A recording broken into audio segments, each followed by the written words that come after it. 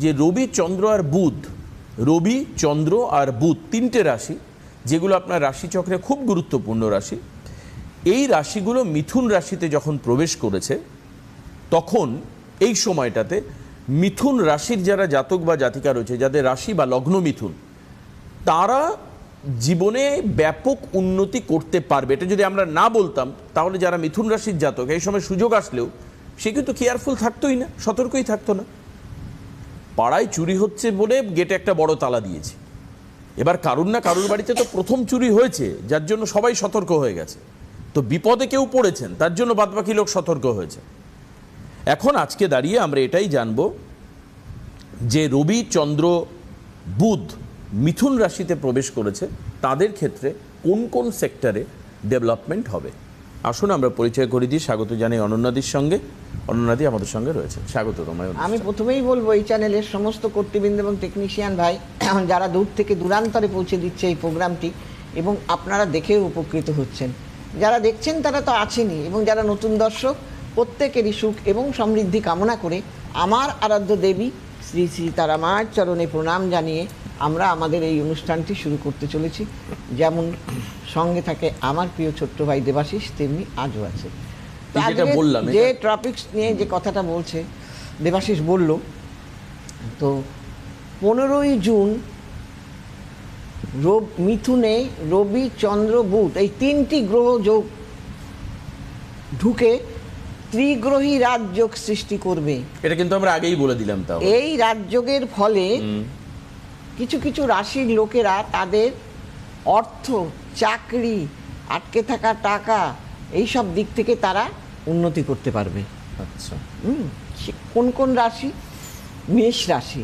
মেষ রাশির দ্বিতীয় স্থানে এই সংযোগটা তৈরি হয়েছে। আচ্ছা। আর দ্বিতীয় স্থানে তৈরি হওয়ার ফলে তার আর্থিক জায়গাটা মারাত্মক রকম ভালো হবে এই যোগের ফলে। তার চাকরির ক্ষেত্রে ভালো উন্নতি হবে, অর্থের ক্ষেত্রে উন্নতি হবে, এবং আটকে থাকা টাকা তারা পেয়ে যাবে। ব্যবসায় উন্নতি হবে, হ্যাঁ, ব্যবসা চাইলে বাড়াতে পারবে। কাজেই এই উন্নতি, এই সময়টাকে, সুযোগটাকে আমাদের কাজে লাগাতে হবে। আমরা অনেকে পারি না, সুযোগটা বুঝেও উঠতে পারি না, তাই কাজেও লাগাতে পারি না। তাই এটাও অবশ্য গ্রহগত ফল। আপনার যদি সেই গ্রহটা এই সময় যদি চন্দ্র বুধ রবি ভালো না থাকে, আপনি সুযোগ পেয়েও তার সদ্ব্যবহার করতে পারবেন না। আবার যারা সিংহে এই যোগ সৃষ্টি হয়েছে, ত্রিগ্রহী রাজযোগ, এই রাজযোগ তৈরি হওয়ার ফলে তাদের কিন্তু চাকরির ক্ষেত্রে প্রবল উন্নতি। যারা চাকরি পাচ্ছিল না তাদের চাকরি পাবে, চাকরিতে উন্নতি হবে, মান সম্মান বৃদ্ধি পাবে, হ্যাঁ, এইগুলো তাদের কিন্তু হবে। আবার যাদের নাকি ধনু রাশি, এদের আয় এবং লাভের ক্ষেত্রে কিন্তু এই যোগ সৃষ্টি হয়েছে। আয় এবং লাভ, আয় মানে আপনি যদি ব্যবসা করেন সেখান থেকেও আপনি লাভবান হয়ে যাবেন। আবার আপনার চাকরির ক্ষেত্রেও আপনি হয়তো আপনার পদোন্নতি হয়ে আপনি অর্থটা, মাইনেটা বেড়ে গেল, এটাও একটা লাভ। হ্যাঁ, আবার আপনার কোথাও টাকা আটকে আছে, আপনি পাচ্ছেন না, সেটাও আপনার একটা লাভ। শারীরিক দিক থেকে ভালো থাকবেন, মানসিক দিক থেকে ভালো থাকবেন, এগুলো আপনাদের হবে। আবার যাদের নাকি তোমার ধনুরাশি, ধনুরাশির ক্ষেত্রে কী হবে, তাদেরও কিন্তু এই যোগের ফলে তাদের পারিবারিক জীবন সর্বদিকটা তাদের ভালো থাকবে, আর্থিক দিক ভালো থাকবে, বকেয়া টাকা পেয়ে যাবে, আটকে থাকা মানে যে টাকাগুলো আটকে আছে সেই টাকাগুলো তারা পেয়ে যাবে, নতুন আয়ের উৎস তৈরি হয়ে যাবে তাদের।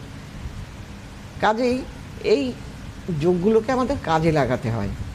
কাজে লাগাতে পারলেই আমরা ভালো থাকব, আর যদি না লাগাতে পারি তাহলে তো আর ভালো থাকতে পারবো না। অতএব প্রত্যেকটা মানুষকে তার গ্রহের জায়গাটা ঠিক রাখতে হবে। আপনার গ্রহ যদি ভালো না থাকে না, সেই সময় দেখবেন, আমি সব সময় বলি আমি নেতা হই বা হোতা হই, আপনার গ্রহ যদি ভালো না থাকে না, আপনাকে যেভাবেই হোক ফেলে দেবে। আবার গ্রহটা যদি ভালো থাকে আপনাকে যেভাবেই হোক উঠিয়ে দেবে, সেটা আপনি ভাবতেই পারবেন না। দেখবেন একটা মানুষ অসৎ কাজ করেও বেরিয়ে চলে যায়, সেই সময় তাকে ধরা যায় না, সে খুব মুখোশধারী ভালো মানুষ। আবার যখন সময়টা খারাপ পড়ে যাবে তখন এই অসৎ মানুষটাও ধরা পড়ে যাবে। ধরা পড়া মানে রীতিমতো মার খেতে হচ্ছে চারিদিকে যে অবস্থা দেখতে। না না ভাই, এসব রাজনীতির কথা বলি না, আমি রাজনীতি বলছি না, মানে অসৎ মানুষের বলছি, আমি মানুষের কথা। যে সেটা আমি হতে পারি, তুমি হতে পারো, যে কেউ হতে পারে। তো সেই জন্য যে কাজটা সবসময় ভালো করা উচিত, সৎভাবে করা উচিত।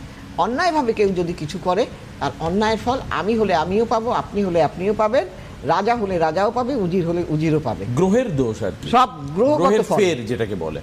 চলো একজন রয়েছেন ফোনে, আমি নিয়ে নিই। হ্যালো, কে আছেন ফোনে?